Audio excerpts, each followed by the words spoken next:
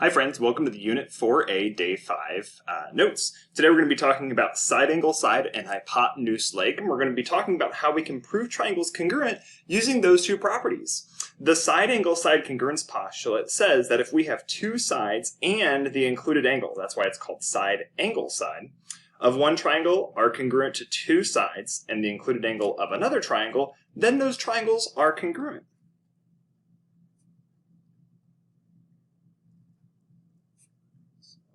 Congruent. So an example of that in this picture here would be if I have this side between A and B, points A and point B, so that would be AB, the angle of B, and then the side from B to C, and we're going to say that that's congruent to side E to F, and then angle F, and then FD. So you can see that it matches up that we have side, angle, side, side, angle, side with the congruency marks. And that means that triangle ABC is congruent to, be very careful, because I went down this path, I need to follow a similar path for here, triangle EFD.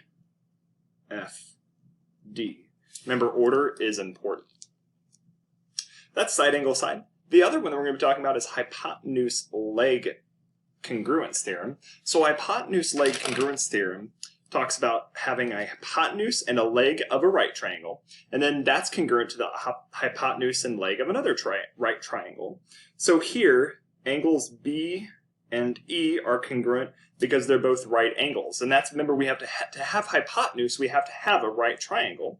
And so then we're also going to be talking about the hypotenuse for this. Remember, the hypotenuse is across from the right angle. So here in these cases, we both have these, both being the hypotenuses across, hypotenuse, across from the right angle. And then we have side AB congruent to side DE. So again, the triangles are congruent. The triangles are congruent. So my conclusion that I can draw here is that triangle ABC is congruent. So now, again, be careful on the order. I went down the two pathway to the right angle, and then the one side that does not have any congruency mark. So I'm going to have triangle DE and then F. So it's not always in alphabetical order, so be super careful about that. On the next part, we're going to use a diagram to name the indicated angle between the given pair of sides. This is actually a review, so what I would recommend doing is go ahead and pause the video now, make an attempt on all 6 of these, and then see how well you did. So if I talk about side AB and side BC, so that's this side here and this side here, then I need to include both angle A, B, and C. So angle ABC when I name off this angle. I can't just put angle B because there's multiple angles there that I could be referencing, nor can I put ABD, that's a different angle, or CBD, it's also a different angle.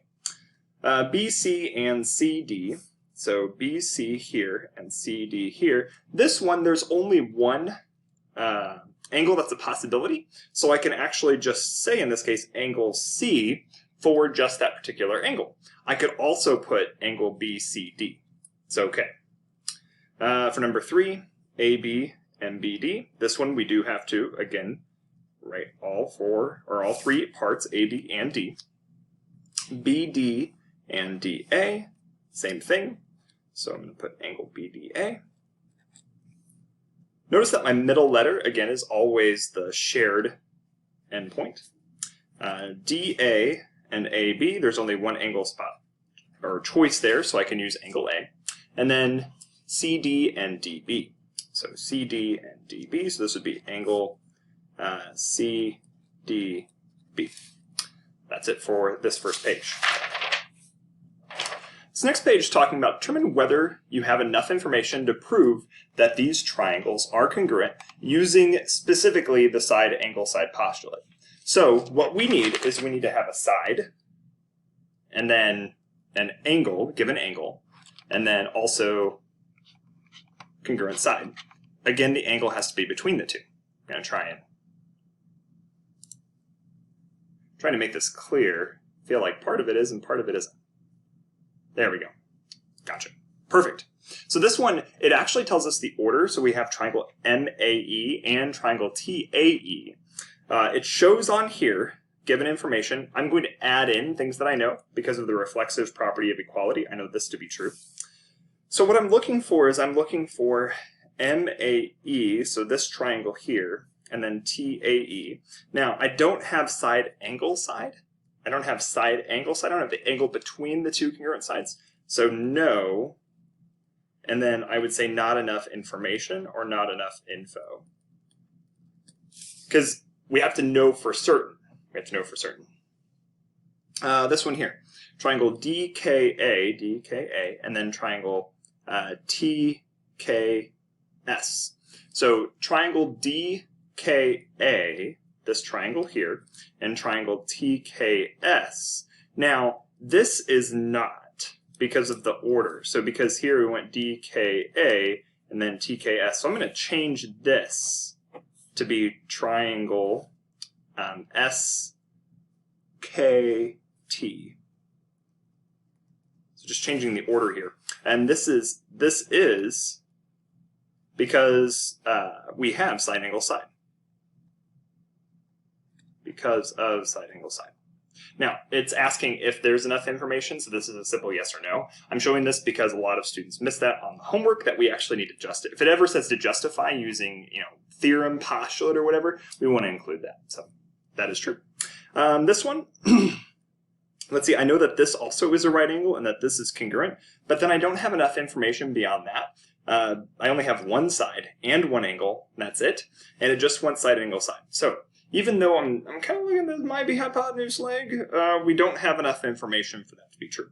So, not enough info. And we actually don't have enough information for either.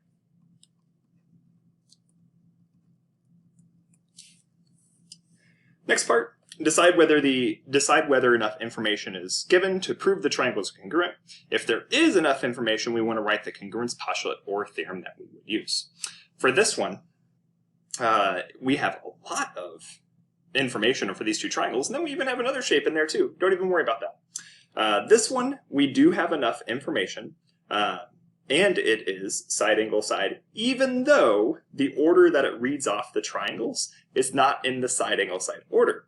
So because I have 2, 1, 1, 2, 1, 1. So 2 congruency marks, 1 angle, 1 congruency mark, and then 2, 1, 1. So the way that I notate this for me is above the triangle mark, I put the word sides, and then below the triangles, I put angle, and it just helps me keep track of which goes where. So between A and B, I have 1 congruency mark on the side, so I write that between the two. Between D and E, I write 1 congruency mark as well. Between A and C, I write 2 congruency marks, and that's at the end. So between F and D, that's at the end, and then my congruency angle is at A, and then is at D. So these match, and just a quick visual way to double check to make sure that it's written in the correct order. So yes, and then we would use side angle side. For this next one. So here we have, a lot of information, but we don't necessarily have all the information that we need. We know that these two are congruent. We know that this side here is congruent to one another, but that's it. And so the triangles aren't matching up. So if I do the sides, use a different color. If I do the sides and the angles like I did in the previous one, helps if I spell sides correctly. Way to go, Mr. Brunt. Sides and then angles.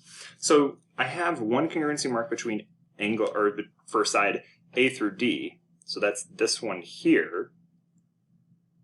And between D and C, so that's this one here, and then I have 1 congruency mark on angle D, and then from C to A I have 2. Okay, so there's that, and then the only thing that I have on this other side is angle B and C to A again, so they don't match. You can kind of see that I'm missing some parts. They don't match. So no, not enough information. Not enough info. information. So here in this last part, what I want to do is, what do I need to do to say that these are congruent? And then we're given the side congruence postulate, and then we're given the side congruence postulate. So for having side congruent, side JR is congruent to side DF. So segment JR is this one here, so we'll use 1, and then DF, and then JM is congruent to DB. So this is what's true for both. Now for side congruence postulate, then what I want is RM. So side RM is congruent to side FB. And then for the other one, I want the included angle, so this is going to be angle J, and then angle B.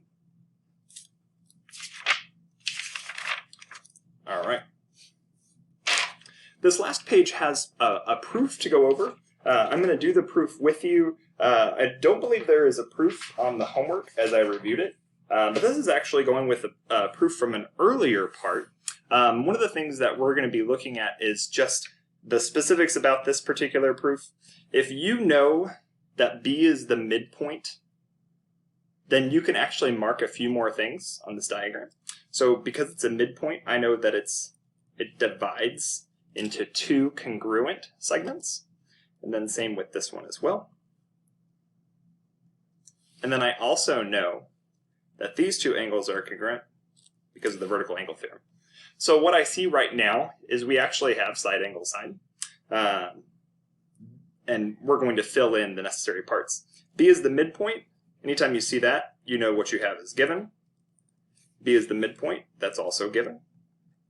You will always use the words given. You will not use the word prove. So this says here this. You will never put the word prove there. Definition of a midpoint. So earlier I talked about how the segment AB is congruent to segment BE. Sorry, let's go EB. Outside in, be consistent. And then here, same idea, same concept. So we'll do segment CD is congruent to segment, not CD, sorry, CB, excuse me. CB is congruent to segment DB. These angles are congruent because of the vertical angle theorem. Most important theorem in geometry. And then this last part is because of side angle sine. There's your notes and all the examples. I hope you have a wonderful day, friends, and I will see you in another video. Bye.